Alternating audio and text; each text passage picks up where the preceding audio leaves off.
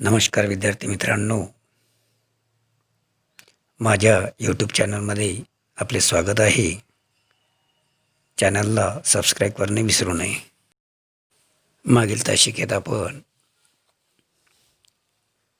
विषय मराठी वर्ग 7वा कविता 13वी अनामविरा या कवितेविषयीची माहिती बघितली होती. या तासिकेमध्ये आपण कवितेची ओळख या पाठाचं वाचन, स्पष्टीकरण आणि यामध्ये आलेले कठीण शब्दार्थ, त्याचप्रमाणे या पाठाविषयीची माहिती बघणार आहोत. तर या पाठाचं लेखन शारदा दराडे यांनी केलेलं आहे, ज्यांचा जन्म 1979ला झालेला आहे. विविध वृत्तपत्रे व मासिकातून लेखन, गाडग्यातील अमृतवाणी या काव्य संग्रहात काही कवितांचे लेखन सदर पाठ्यपुस्तकांसाठी महाराष्ट्रातील शिक्षकांकडून मागवण्यात आलेल्या एकांकिकेतून प्रस्तुत एकांकिकेची निवड करण्यात आलेली आहे. लेखिका जिल्हा परिषद शाळा पिंपळगाव.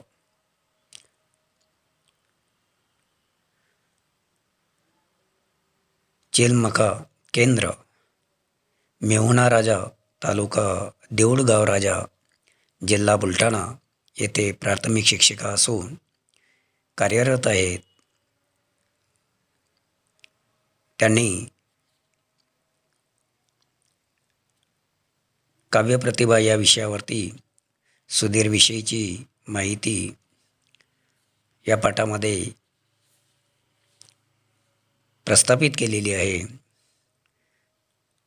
यामध्ये दिलेलं आहे की सुधीरला शाळेत काव्यप्रतिभा या विषयावर आधारित एक प्रकल्प शिक्षिका देतात. सुधीरचा हा प्रकल्प पूर्ण करण्यासाठी त्याच्या घरातील सर्व कवितेतून संभाषण करतात. लेखिकेने या काव्यरूपी संभाषणातील गंमत जम्मत प्रस्तुत एकांकिकेतून मांडलेली आहे. यामध्ये काही प्रश्न तयार होतात की प्रकल्प म्हणजे काय, यापूर्वी शाळेत दिलेल्या प्रकल्पापैकी तुम्हाला कोणता प्रकल्प सर्वात जास्त करायला आवडेल व तो का आवडेल, प्रकल्प पूर्ण करताना तुम्ही अनुभवलेला तुमचा अविस्मरणीय अनुभव थोडक्यात सांगा. असे अनेक प्रश्न तयार होतात. तर चला बघूया आपण कवितेची ओळख शारदा दराडे यांनी कशा पद्धतीने येथे प्रस्तुत केलेली आहे, त्याचं सादरीकरण कशा पद्धतीने झालेलं आहे ते बघूया आपण. शाळा सुटते, सुधीर घरी येतो, पण तो कुणाशीच बोलत नाही, विचारात गुंतलेला असतो. आजोबा त्याला म्हणतात, अरे सुधीर, केव्हा आलास? आजचा प्रवेश असा शांत कसा? त्यावर सुधीर म्हणतो, आजोबा, काव्यप्रतिभा वाढवा. म्हणजे काय हो? आजोबा म्हणतात, कोणी सांगितलं रे तुला हे? त्यावर सुधीर म्हणतो, आज शाळेत बाईंनी आम्हाला काव्यप्रतिभा वाढवण्यासाठी तुम्ही केलेले प्रयत्न हा प्रकल्प दिला आहे. मला तर ताणच आलेला आहे. यात काही कठीण शब्द आलेली आहेत. ताण येणे म्हणजे मनावर किंवा बुद्धीवर दबाव येणे. काव्यप्रतिभा म्हणजे कविता निर्माण करण्याची शक्ती. प्रकल्प म्हणजे योजनाबद्ध केलेले कार्य. प्रवेश म्हणजे आत शिरकाव करणे. आकलनशक्ती म्हणजे समजण्याची ताकद.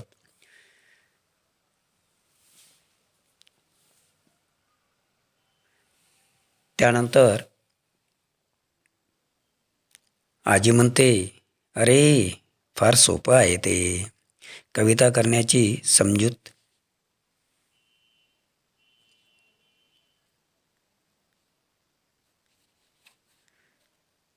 समजून घेण्याची आपली आकलनशक्ती वाढवणं म्हणजे काव्यप्रतिभा वाढवणं. त्यासाठी तू प्रयत्न करायचे आहेस, हेच सांगितलंय बाईंनी. त्यावर सुधीर म्हणतो, पण मी हे कसं करू? त्यावर आजोबा म्हणतात, अरे काळजी करू नकोस, यासाठी आपण सगळे मिळून प्रयत्न करू. म्हणजे तुझी काव्यप्रतिभाही वाढेल आणि कविता करणं, कवितेचं आकलन होणं म्हणजे काय हे तुला समजेल. आकलन होणं म्हणजे कल्पनाशक्ती वाढणे. त्यानंतर आजी म्हणते, तुम्ही हो काय प्रयत्न करणार. त्यावर आजोबा म्हणतात, आपण आजपासून कवितेत संभाषण करायचं. म्हणजे यमक पद्धतीनेच, म्हणजे कवितेच्या स्वरूपातच संभाषण करायचं. एकमेकासोबत चर्चा करताना कवितेच्या स्वरूपातच आपण बोलायचं. ते तो कागदावर उतरवून घेईल. म्हणजे त्याला कविताही समजेल आणि त्याचा प्रकल्पही पूर्ण होईल. त्यावर आई म्हणते, म्हणजे सुधीरची आई, सुधीर हातपाय धुवू अन दूध घे. त्यावर सुधीर म्हणतो, आजी मी कागद अन वही घेतो आत्ताच, आपण सुरुवात करूया. तेवढ्यामध्ये आजी सांजवात म्हणजे आजी दिवा लावते व मोठ्याने शुभम करोती म्हणते. त्यानंतर आजी म्हणते, घरामध्ये लावते सांजवात, घरामध्ये लावते सांजवात, भाजी करते आता कांद्याची पात. यामध्ये सांजवात म्हणजे सायंकाळच्या वेळेस वृंदावनात किंवा तुळशीपाशी किंवा देवघरामध्ये पेटवलेला ज्योत किंवा दिवा. शुभम करोती म्हणजे कल्याणम, आरोग्यम, धनसंपदा. त्यानंतर वात म्हणजे सायंकाळच्या वेळेस कापरे किंवा वात भरणे किंवा संधिवात लावणे. यमक म्हणजे 2 ओळीच्या शेवटला असलेले समान शब्द. त्यानंतर ध्यास म्हणजे ओढ लागणे. पुढे आजोबा म्हणतात, आता म्हाताऱ्यांचा वाढतोय वात, आता म्हाताऱ्यांचा वाढतोय वात, नको भाजी करू तू कांद्याची पात. म्हणजे तू जर कांद्याची भाजी केली, चिरे करणे, आणि कांद्याची जर भाजी केली तर माझा वात वाढेल, असं म्हणजे कवितेच्या स्वरूपामध्ये ते त्यांचं संभाषण चालू आहे. त्यावर आजी म्हणते, कधीतरी कशाला म्हणतील का हो, मी सांगितलेल्या भाजीला नेहमी देता हो खो. म्हणजे कधीतरी कशाला म्हणतील तरी का हो हो, म्हणजे मी जे बी करतो त्याला कधीतरी होकार दिला का तुम्ही. म्हणाले का, म्हणतील म्हणजे म्हणाले का, आणि खो म्हणजे नकार देणे. नेहमीच देता खो, खो म्हणजे नकार देणे. पुढे सुधीर म्हणतो, हे माझी सुपर आजी, तुला आवडेल ती कर भाजी. यांचं आता संभाषण कवितेच्या स्वरूपामध्ये म्हणजे काव्यप्रतिभा वाढवण्याकरता आणि त्याचा प्रकल्प पूर्ण करण्याकरता हे संभाषण चालू आहे. आजोबा म्हणतो, तू बनव भाजी छान छान चवडी, ये सुधीर आण रे इकडे दाताची कवडी. तू बनव भाजी छान छान चवडी, ये सुधीर आण रे इकडे दाताची कवडी. म्हणजे पावशी, दाता असलेली, खाची असलेली. त्यावर आजी म्हणते, बरं बाई तुमची इच्छा हाच ध्यास, भाजी बनवते चवडीची खास. खास म्हणजे हमखास, म्हणजे स्वादिष्ट. आणि ध्यास म्हणजे लय लागणे. सगळेजण खो खो हसतात, मोठ्या मोठ्याने जोराजोराने. बाबांची रात्रपाडी असते. त्यावर बाबा म्हणतात, म्हणजे सुधीरचे वडील, यांचा प्रवेश होतो. अगं आई पटकन खायला दे ना ग काही, मला ऑफिसला जायची घाई, नाहीतर बॉस करू देणार नाही सही. सही म्हणजे स्वाक्षरी. ऑफिसला म्हणजे कार्यालयाला. त्यानंतर सुधीर म्हणतो, कसली घाई कसली सही, आजीनं दिलं चपाती दही. बघा, त्यांचं काव्यप्रतिभा वाढवण्याकरता ते कवितेच्याच तालामध्ये आता त्यांचं संभाषण चालू आहे. सुधीर म्हणतो, कसली घाई कसली घाई, कसली घाई कसली सई, आजीनं दिलं चपाती दही. आई म्हणते, काय बाई कवितेची कमाल, बोलतात बोलतात नि हसतात तोंडावर धरून रुमाल. त्यावर आजी म्हणते, आता सोड रे घराचा पाश, ऑफिसात जा आता सावकाश. आणि पाश करणे म्हणजे बंधनातून मुक्त होणे, म्हणजे घरी केलेली तू ती ओढ सोड, घराची ओढ सोड आणि कार्यालयात जाण्यासाठी निघ. आणि सावकाश म्हणजे हळूवार. बाबा ऑफिसला जातात, आजोबा फिरायला निघतात. आजोबा म्हणतात, मला द्या काठीनी चप्पल, मला द्या काठीनी चप्पल, कोटाचं जोडून द्या तुटलेलं बक्कल. तर ते कवितेच्या ओळीमध्येच, काव्यप्रतिभेच्या ओळीमध्येच म्हणतात, मला माझी चप्पल द्या आणि माझी हाताधराची काठी द्या. मला द्या काठीनी चप्पल, कोटाच्या सोडून द्या तुटलेलं बक्कल. त्यावर आजी म्हणते, तुम्हाला तर समजतच नाही, तोडून ठेवता काही ना काही. म्हणजे कोट जे घेतलेलं आहे अंगावरती, त्याची बटन तुटलेली आहे. बक्कल म्हणजे तुटलेली बटन. त्यावर आई म्हणते, आई तुम्ही बाबावर चिडू नका, रागाचा तुम्ही सोडा हे का. हे का म्हणजे तिरस्कार किंवा हट्ट सोडा, बाबांवरती एवढे चिडू नका. आजी म्हणते, मने रागाचा सोडा हे का, कामाला का मी केलाय ठेका, कामाचा का मी घेतलाय ठेका, शिवणकाम शिकलीस पण बक्कल लावायला चुकलीस. यामध्ये काही कठीण शब्द आलेले आहेत. ठेका म्हणजे बाजू घेणे, हेका म्हणजे हट्ट करणे, सहभागी होणे म्हणजे सामील होणे, त्यामध्ये नाराजी म्हणजे रुसवा. तर अशा प्रकारे त्यांचा संवाद चालू असतो. पुढे आई म्हणते, चिडता का हो माझ्यावर, माया करावी सर्वांवर. माया म्हणजे प्रेम, चिडणे म्हणजे राग करणे, द्वेष करणे. त्यावर सुधीर म्हणतो, तुम्ही आता नका भांडू, म्हणजे वादावाद करा नको. तुम्ही आता नका भांडू, भांडण ऐकू येतंय रडू, भांडण ऐकून येतंय रडू. लहान तोंडी मोठा घास, करपलेल्या भाजीचा सुटलाय वास. करपलेल्या भाजीचा म्हणजे पेटलेली भाजी, तिचा आता वास सुटलेला आहे, सुगंध सुटलेला आहे. सुधीर रुसतो म्हणजे थोडासा रुसवा होतो. तेवढ्यात ताई येते. तिला हे वातावरण नवीन असते, तिला हे वातावरण नवीन असते. विषय समजताच खो खो असते, पण आनंदित होते व सहभागी होते. यामध्ये शिवणकाम म्हणजे शिलाईकाम, शिकणे म्हणजे शिकलेली, बक्कल म्हणजे काच, जिथं आपण बटन लावतो त्याला बक्कली म्हणतो आपण.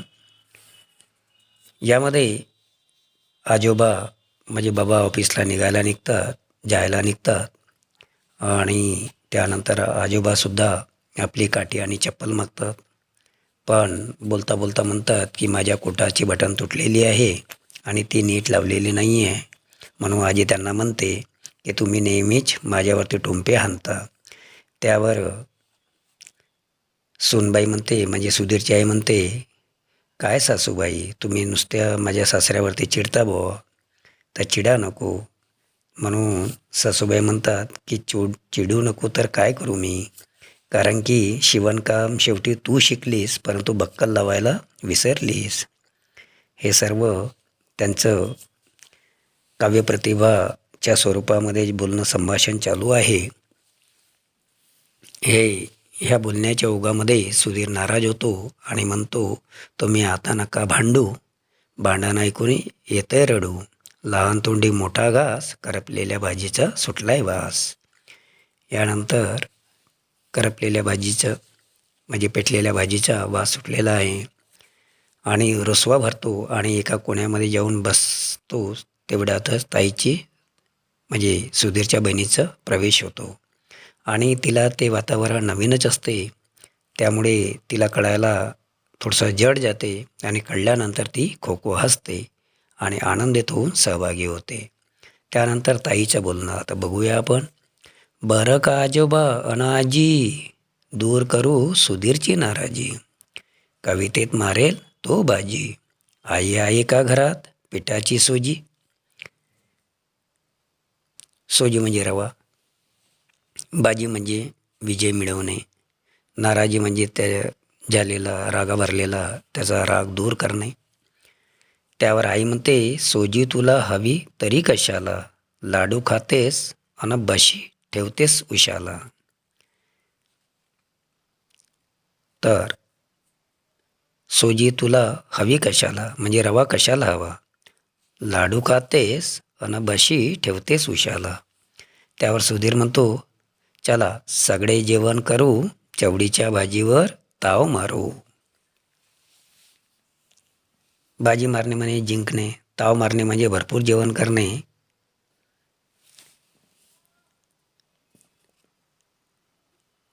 त्याच्यानंतर खोपा म्हणजे घरटे, नाराजी म्हणजे रुसवा. तर अशा प्रकारे त्यांच्यामध्ये तो कविता प्रतिभा वाढवण्याचा एक जोश चढलेला आहे आणि सर्वजण कवितेच्या स्वरूपामध्ये संभाषण करत आहेत. सगळेजण एकत्रित मिळून जेवण करतात. त्यावर आजी म्हणते, रात्र झाली आता झोपा. जेवण झाल्यावरती मग आजी म्हणते, रात्र झाली आता झोपा, उघडू सकाळी कवितेचा खोपा. सर्वजण झोपतात. खोपा म्हणजे घरटे.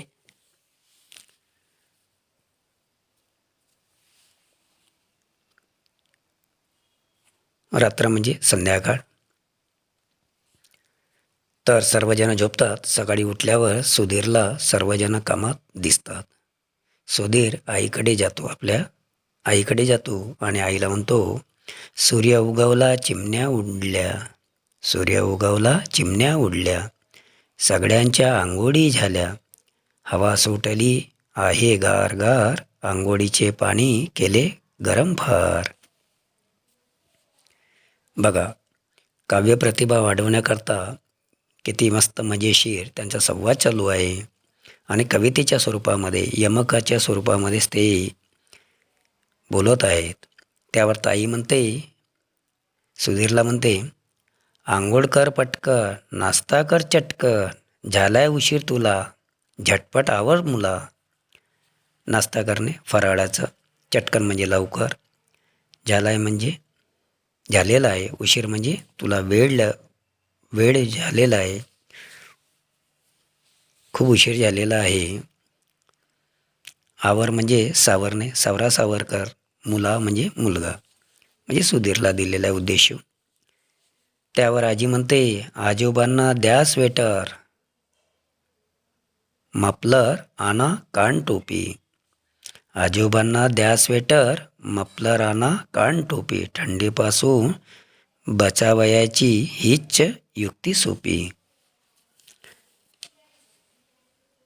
सुधीर आंघोळ करून आवरून येतो. त्यावर ताई म्हणते, सुधीर तू लिहून घे नीट, सुधीर तू लिहून घे नीट, यमक जुडवायला हवे फीट. यमकाचे शब्दांचे यमक हवे नीट, तरच बनते कविता धीट. यावेळेस सूर्य उगवलेला आहे, म्हणजे रात्रीचं सर्वांचं जेवण झालं, सर्वजण झोपी गेलेत. झोपी गेल्यानंतर सकाळी सर्वजण जागे झालेत आणि सूर्य उगवलेला आहे. सुधीर आपल्या आईजवळ गेला आणि म्हणतो की आई, सूर्य उगवलेला आहे, चिमण्या उडालेल्या आहेत, सगळ्यांच्या आंघोळी झाल्या आहेत, हवा गारगार सुटलेली आहे, आंघोळीचे पाणी गरम झालेले आहे. त्यावर ताई काय म्हणते त्याला, की आंघोळ कर पटकन, नाश्ता कर चटकन, आता भरपूर तुला उशीर झालेला आहे शाळेला जाण्याकरता, म्हणून तू लवकर लवकर आपली कामं आवर. त्यावर आजी म्हणते की आजोबांचं स्वेटर मफलर द्या, कान टोपी द्या, त्यापासून थंडीपासून त्यांची म्हणजे बचावाची हीच युक्ती सोपी राहील. या पद्धतीने त्यांचा संवाद चालू असतो. सुधीर आंघोळ करून बाहेर येतो. त्यावर ताई म्हणते, सुधीर तू लिहून घे नीट. आता हे काव्यप्रतिभा जो प्रकल्प तुला दिलेला आहे, तुझा प्रकल्प व्यवस्थितपणे लिहून घे. सुधीर तू लिहून घे नीट. यमक जुळवायला हवे फीट. यमकाचे शब्दांचे यमक हवे नीट, तरच बनते कविता धीट. यमक म्हणजे 2 ओळींमध्ये शेवटचे शब्द जुळणारे शब्द, त्याला यमक म्हणतो आपण. नीट म्हणजे चांगलं, धीट म्हणजे भक्कम, फिट म्हणजे मजबूत, नीट म्हणजे सुंदर. तर यानंतर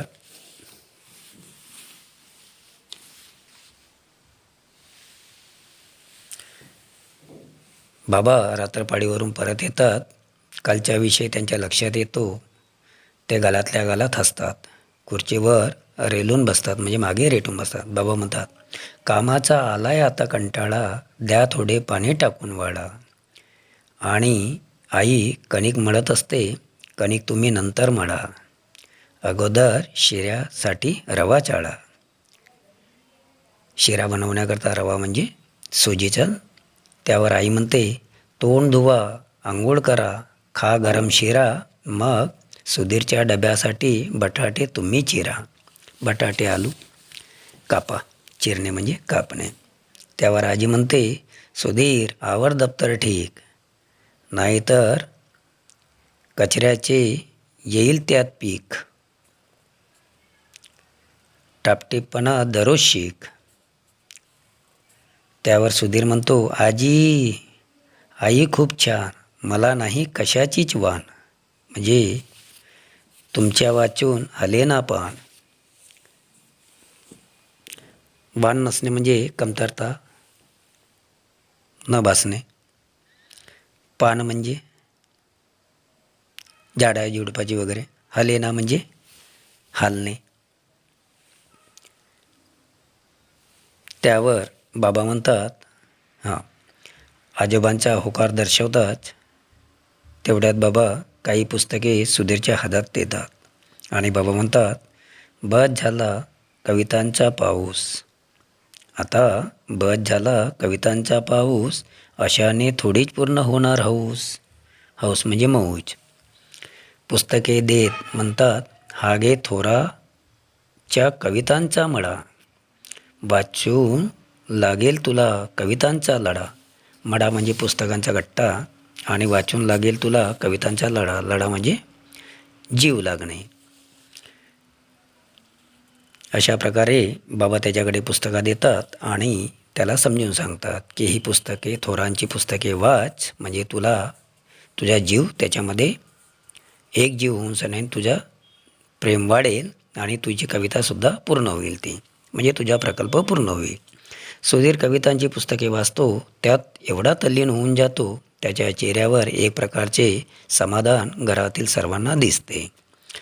त्यावर बाबा सुधीर म्हणतो, बाबा आई ताई आजोबा अन आजी, असं झालंय वाचू किती, कविता अंगणात उतरल्या अती, त्यात मी वेचून कशा अन किती, शांताबाईची बाग अन सुरवेची गिरणी, मैदिरांचे घर अन बालकवींची फुलराणे, चेतवले भावनांचे मोहाड तुम्ही म्हणे.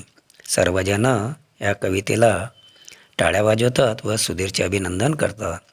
तो प्रसन्नतेने प्रकल्प लिहून शाळेत बाईकडे सादर करतो. अशा प्रकारे या काव्यप्रतिभा या प्रकल्पाविषयीची माहिती, कवितेची ओळख या पाठाच्या माध्यमातून आपण बघितलेली आहे. पुढच्या तासिकेत आपण या पाठावर आधारित कठीण शब्दार्थ, टिपा, वाक्प्रचार व त्याचा अर्थ, म्हणी व तिचा अर्थ, पुढील चौकटी पूर्ण करणे, पुढील आकृत्या पूर्ण करणे. या व्हिडिओला बघत असताना पुस्तकाच्या आधारेच या व्हिडिओचा आस्वाद घ्यावा. घरी राहा, सुरक्षित राहा. धन्यवाद.